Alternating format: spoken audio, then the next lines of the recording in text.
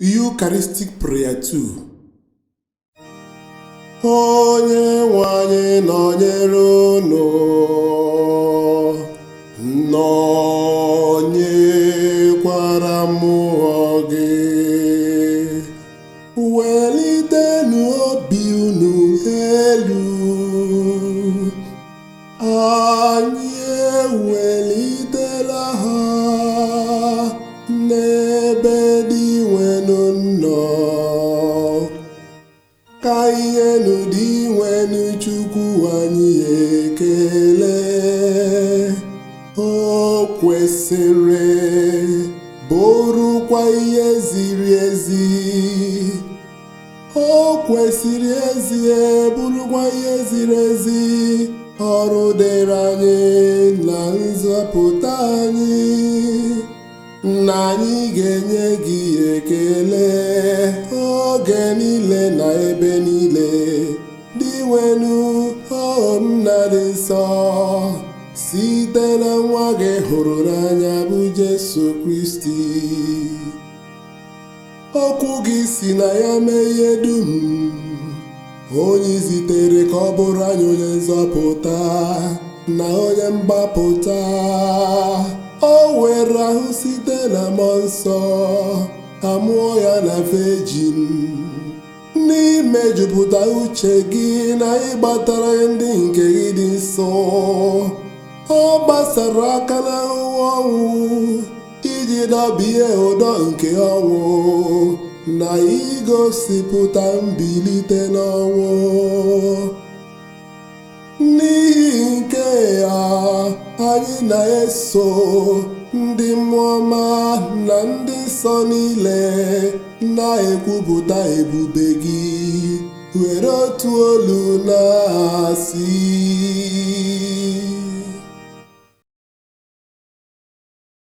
ịdị nsọ ezie dị nwelu, bụrụkwa isi iyi nke adị m nsọ bụla.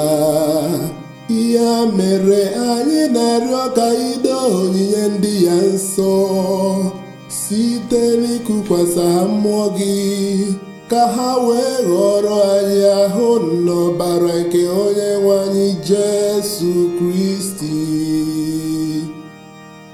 Onye mgbe o kwetere ka edunye ya n'ahụhụ ọnwụ, were achịcha ka ọ na-enye ekele, nyawa ya, nyekwa ya ụmụazụ ya na-asị: naranụ nke ya, rienụ ya unu niile, nke a bụ ahụ m, nke a ga-edunye maka unu. Otu ahụkwa ka o siri mee mgbe erichara nri anyasị. O buru iko nsọ ka ọ na-enyekwa ekele, bunyekwa ya ụmụazụ ya na-asị: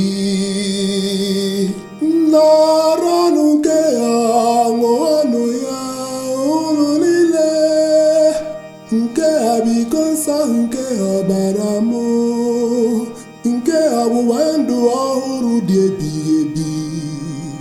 A ga-agba ya n'ihi unu na n'ihi imerime mmadụ, ka e were gbaghara njọ ga. Na-emenụ nke ya na ncheta nke m. Ihe omimi nke okwukwe, anyị na-ekwusa ọnwụ gị, na-egosipụtakwa mbilite n'ọnwụ gị. O dị nwenu, wee rue mgbe ị ga-abịa. Dị nwenu ebe anyị na-echeta ọnwụ na mbilite n'ọnwụ ya. Anyị egụnyere gị achịcha nke ndụ n'iko nsọ nke nzọpụta, na-enye gị ekele n'ihi na ịgụnyere anyị na ndị tosiri kwuru n'ihu gị na-efe gị. anyị ji umeala rịọ ka anyị bụ ndị na-eketa oke n'ahụ n'ọbara Kristi, bụrụ ndị a ga-ekpokọba ọnụ site na mmụọ nsọ. Dị nwelu, cheta nzukọ gị gbasara n'ụwa niile, mee ka o zuo oke n'ịhụnanya. Ya na popu anyị bụ Francis, nakwa bishọp anyị Paulinus, na ndị echiri echi niile. Chetakwazi ụmụnne anyị ndị ji nchekwube nke mbilite n'ọnwụ rahụ ụra, were ebere kpọbata ha na ndị ọzọ niile nwụrụ anwụ n'ihe nke ihu gị. Anyị arịọ ka anyị mere anyị niile ebere, ka anyị soro Virgin Maria dị ngọzi nne nke Chukwu, nakwa Josef dị ngọzi bụ di ya, ndị apọstụl dị ngọzi, na ndị nsọ niile ndị mere uche gị kemgbe ụwa tụwa keta ebe ndụ ebighị ebi. Ka anyị soro gwa ha na-eto gị, na-edo gị ebube site na Jesu Kristi nwa gị. Site na ya bụ Kristi, na n'isonye ya, nakwa n'ime ya, na n'ịdịkọrọ otu nke mmụọ nsọ, ka nsọpụrụ n'otito niile si adịrị gị, Chukwu nna ji ike niile, site n'ụwa tụ ụwa niile.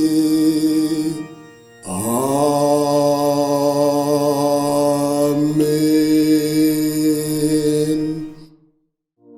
Ebe enyerela anyị iwu na-enye ndụ, anyị abụrụkwa ndị eji nkụzi nke Chineke were zụọ, ka anyị were nụ nke amaobi kpee.